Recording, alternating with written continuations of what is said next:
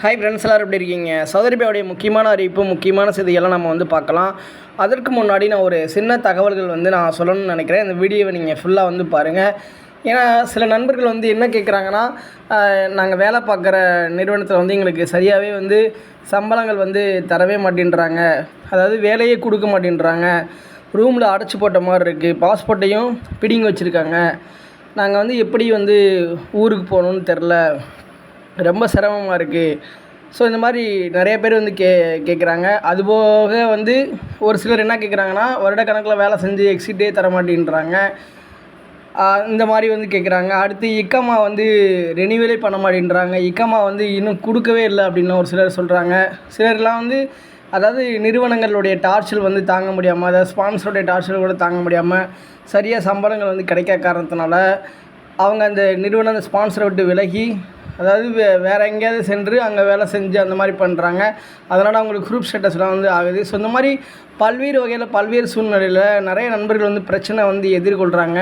அதாவது வளைகுடா நாடுகளில் பொதுவாகவே நிறைய நண்பர்கள் வேலை செய்கிறாங்க. ஆனால் ஒரு சிலர் இந்த மாதிரி பிரச்சனைகளை எதிர்கொள்கிறாங்க, ரொம்ப சிரமப்படுறாங்க. ஸோ இவங்கெல்லாம் உங்களுக்கு ஒரு பெஸ்ட்டு ஆப்ஷன் என்னென்னா, ஒவ்வொரு நாட்டிலையும் இந்திய தூதரகம் இருப்பாங்க. ஸோ அதுதான் இந்திய தூதரகத்திடம் நீங்கள் முறையிடணும். இப்போ இந்த வீடியோவில் சவுதியில் உள்ள இந்திய தூதரகத்தை நீங்கள் அணுகணும்னா அவங்களுடைய கான்டாக்ட் டீட்டெயில்ஸ் நான் இதில் கொடுத்துருப்பேன். அவங்களுடைய மெயில் ஐடியும் நான் கொடுத்துருப்பேன். ஸோ நீங்கள் மெயில் ஐடியில் அவங்கள நீங்கள் தொடர்பு கொள்ளலாம். அதுபோக அவங்களுடைய கான்டாக்ட் டீட்டெயில்ஸ் மூலமாக தொடர்பு கொள்ளலாம், ட்விட்டர் மூலமாக தொடர்பு கொள்ளலாம்.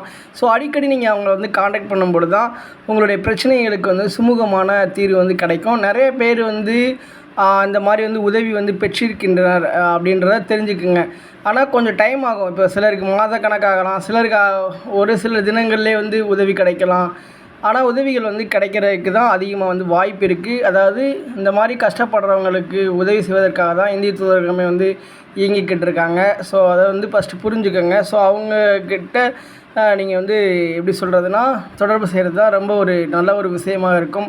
அதுபோக சவுதி அரேபியாவுடைய லேபர் கோட்டையும் நீங்கள் அப்ரோச் பண்ணலாம்.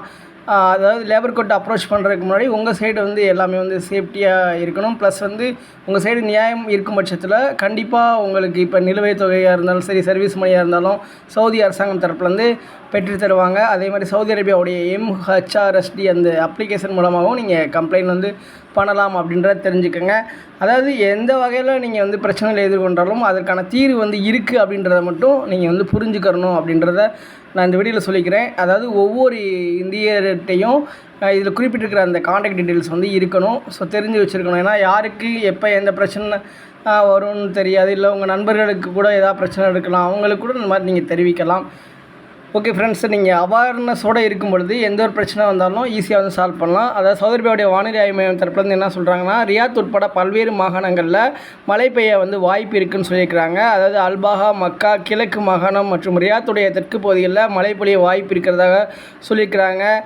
அதே மாதிரி இப்போ ஆசிர், ஜிசான், மதீனா, அதாவது பல்வேறு இடங்களில் மழை பொழிய வாய்ப்பு இருக்குது.